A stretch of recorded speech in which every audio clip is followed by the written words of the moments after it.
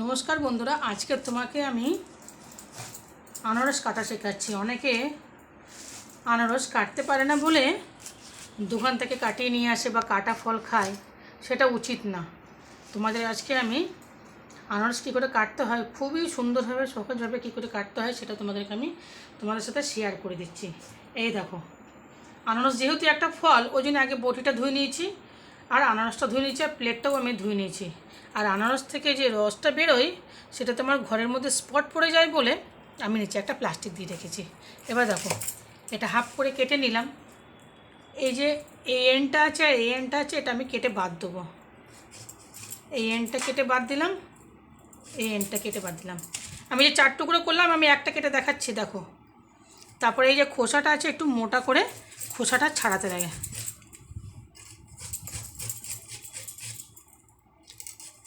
এই খোসাটা সুন্দর করে মোটা করে ছাড়িয়ে নিয়েছি। দেখো দেখো দাগগুলো নেই। এবার এই যে এইগুলো আছে, এগুলোকে বলে আনারসের চোখ, ঠিক আছে? এবার এটা কি করে আমি বাদ দেবো? এটা কি একটা একটা করে খুবলে খুবলে কাটবো না। এই দেখো, এই কাটলাম, এই যে চোখটা আছে চোখের সাইড থেকে কাটলাম, এই কেটে রাখলাম। এই দেখো, আবার দেখো দেখাচ্ছি, এই চোখের এই সাইড দিয়ে কেটে নিয়ে গেলাম।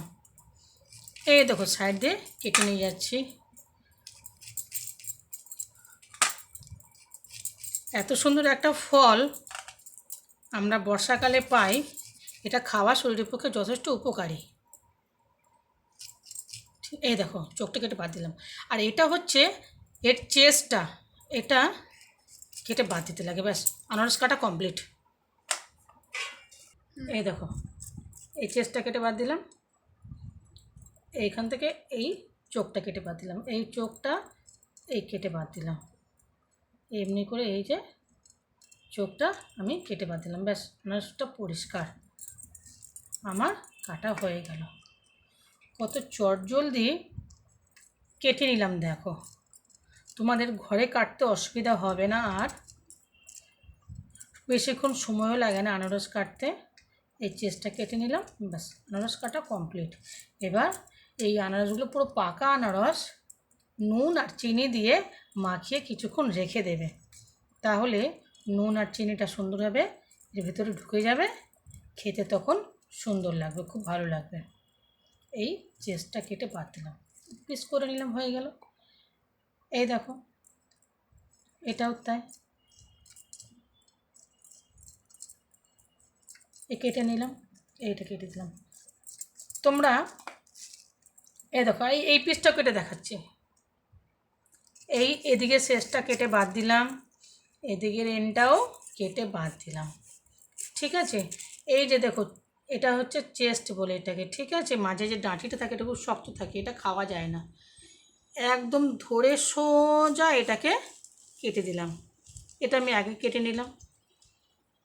এবার খোসাটা ছাড়াই দেখো,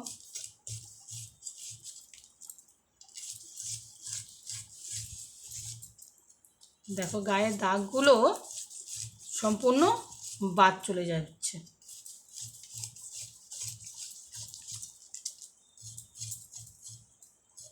গায়ের দাগগুলো সম্পূর্ণ বাদ চলে গেল। এই দেখো, এর সাইড থেকে এইভাবে কেটে নিলাম, এই চোখটা বাদ করে দিলাম, এখান থেকে এই দিলাম, চোখটা বেরিয়ে গেল। ব্যাস, এখানে তো আমার চেষ্টা কাটাই ছিল, পিস করলাম, আনারস কাটা হয়ে গেল। এখন যদি বলে এর মাঝখান থেকে কাটবো, এই চোখগুলোর মাঝখান থেকে কাটবো, সেটাও কাটো।